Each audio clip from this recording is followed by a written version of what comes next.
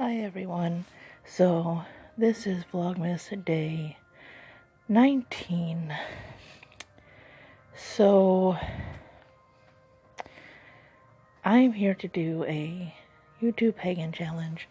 Hopefully I will get these done by the end of the year. And so I am on the letter N.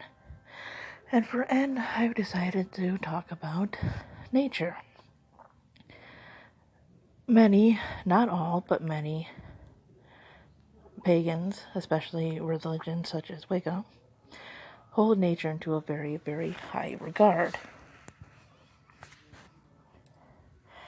And while I cannot speak for others, I can speak for myself and why the nature aspect has drawn me to this type of path. Now, I'm not sure what path I will be led down.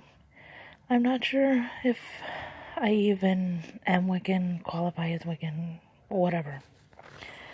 The thing is that many of us feel this connection to the divine in nature. Whether you are monotheistic, polytheistic, duo, whichever. Many of us see nature as having a spirit. I mean, it's alive. It's what feeds us, and what gives us air, fire, and warmth, and cooking food. Many things that we do, even in this very, very modern time, still needs natural things. And, sometimes you can just feel it. But maybe that's just me. You can feel warmth in the sun and love and the plants that grow from the earth, and see just life. And it's beautiful, it's violent, it's happy, it just expresses all types of emotion.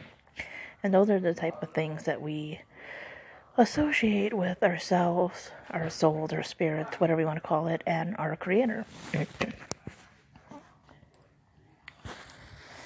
And yeah, that's just really what drew me in, is connecting divine or the Creator to its creation.